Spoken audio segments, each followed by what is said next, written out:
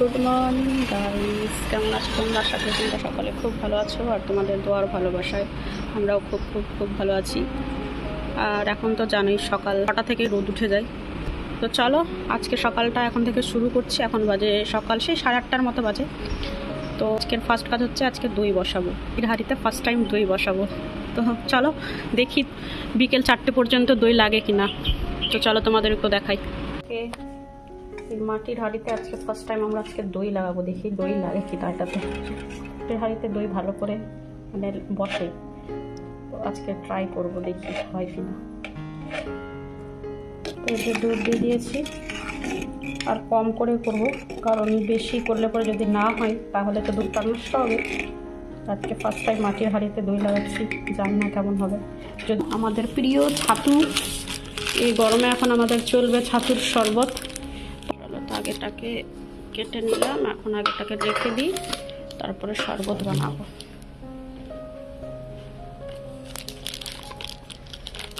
চলো এখন ছাতুটা বানিয়ে নিই। হচ্ছে পুরো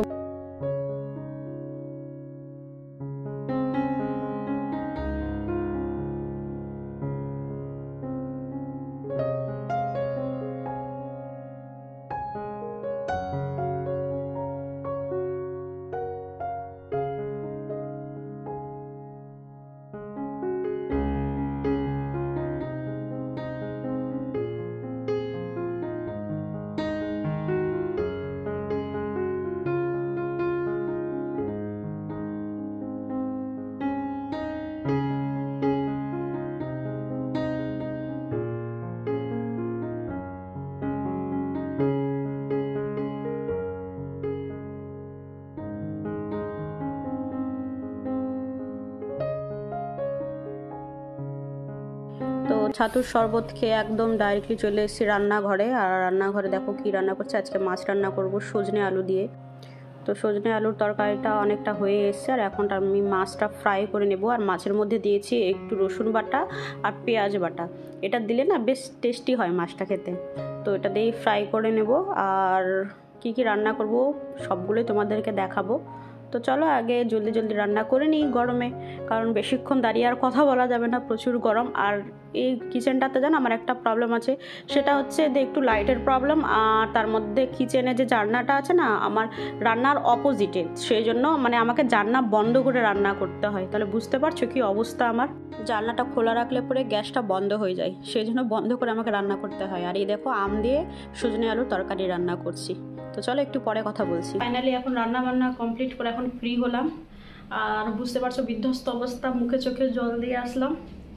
আর এখন চেষ্টা করছি যাতে 1:30-2:00 মধ্যে রান্নাটা আমি কমপ্লিট করে নিতে পারি। তো এখন বাজে 1:20 মতো। তো আমার রান্না বান্না কমপ্লিট হয়ে গেছে। তো এখন একটু ভাবলাম যে চলো একটু টাইম আছে, তো একটু রূপচর্চা করা যাক। তো আজকে একটা ফেস প্যাক বানাবো, আর সেটা তোমাদের সাথে শেয়ার করব। তো চলো তোমরাও দেখো, আর তোমরাও বাড়িতে বানিয়ে বানিয়ে এখন ইউজ করো। ফেস প্যাক বানাবো এখন আমি। তো এই দেখো এখানটায় আমি নিয়ে নিয়েছি দই, আর এখানটায় আছে একটা ওয়াইল্ড টারমারিক পাউডার, এটা একটু দেবো। আর আলস গুডনেসের প্রোডাক্টসগুলো তোমরা রিজনেবল প্রাইসে তোমরা পার্পেলে পেয়ে যাবে, সার্চ করবে, এসব নিতে পারো। তো আমি আরও নিয়েছি মুলতানি মিট্টি নিয়েছি, স্যান্ডেলউড পাউডার নিয়েছি। তো ওগুলো আজকে দিব না, আজকে এমনি নর্মালি বানাবো। হয়েছে এখানে টক দই আর হলুদ আর দিব বেসন। তো চলো ফেস প্যাকটা বানাই।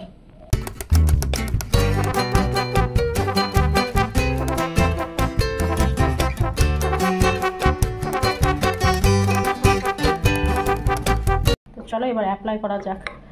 আজকে দেখাবো তোমাদেরকে তাই ইউজ করে কি হয়। কিছুই লাগে না, মাত্র 3টে জিনিস দিয়েই খুব সুন্দর একটা প্যাক রেডি হয়ে যায়।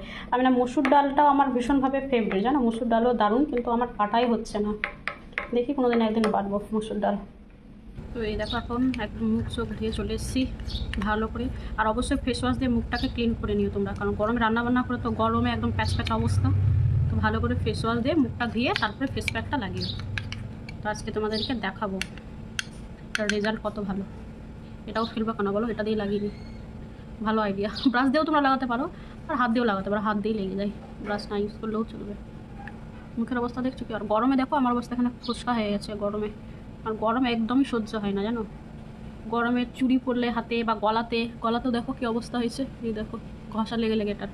চেনটা আবার কিছুদিন খুলে দিয়েছিলাম, এখন একটু ঠিক হয়েছে বলে চেনটা আবার পরেছি। খুবই অবস্থা খারাপ আমার গরমে, গরম একদমই আমার সহ্য হয় না। এটা দিয়ে বেশ ভালোই লাগছে, তো এটা দিয়েই লাগিনি।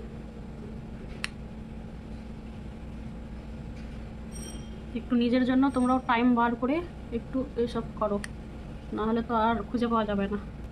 যা গরম পড়েছে, মুখ চোখের অবস্থা খুবই খারাপ।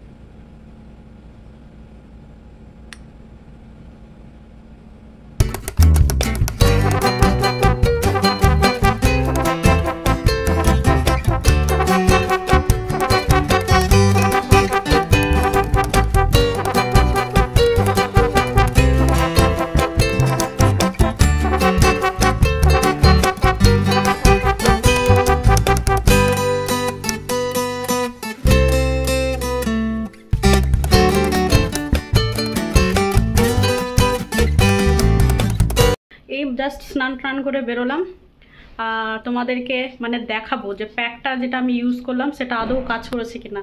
তো তোমরা একদম বুঝতে পারছো ক্লিয়ারলি, তো দেখো স্কিনটা কতটা চকচক করছে, বুঝতে পারছো? এই দেখো, মানে একবার ইউজ করেই স্কিনটা অনেকটা গ্লো করছে। জানি না তোমরা বুঝতে পারছো কিনা, কিন্তু আমি এখানটা একদম পরিষ্কার বুঝতে পারছি। মানে আমি তো দেখতে পাচ্ছি নিজের স্কিনটা অনেকটাই ক্লিয়ার হয়েছে। মানে কিরকম অবস্থা হয়ে গেছিলো গরমে বলো, স্কিনটা কতটা গ্লো করছে বাস একবার ইউজ করে। তো এইভাবে তোমরাও ইউজ করো, বেশিক্ষণ তো টাইমও লাগে না, তোমাদের সারাদিন কাজকর্মের মধ্যে নিজের জন্য 10-15 মিনিট টাইম বের করো। এই জন্য আমি তোমাদেরকে ভাবলাম যে দেখিয়ে দিই, না হলে তোমরা ভাববে যে প্যাক ইউজ করলে কিন্তু দেখালো না তো আদৌ কাজ করেছে কিনা। তো তোমাদের সাথে শেয়ার করলাম এই কারণে যে যাতে তোমরাও ইউজ করো, আর একদম তোমাদের সামনেই রেজাল্ট তোমরা বুঝতেই পারছো স্কিনটা আমার কতটা গ্লো হয়ে গেছে। দেখো, ডাইনিংয়ে বসে আর খেতে পাচ্ছি না, প্রচুর গরম। তো সেই জন্য রুমের মধ্যেই সব খাবার দাবার নিয়ে চলে এসেছি, আর এখানে একটা বেডশিট পেতে দিয়েছি। তো এখানটায় 2 রকমের সজনে আর আলুর তরকারি রয়েছে। এবার বলবে কেন, বিকজ ও বাস দিয়ে কোনো তরকারি খেতে পারে না, কেন জানি না, একটা স্মেল লাগে। তো সেই জন্য ওটা হচ্ছে আমার, এটা হচ্ছে দানেশের তরকারি, আর এটা হচ্ছে সেম তরকারি কিন্তু 2 রকমের।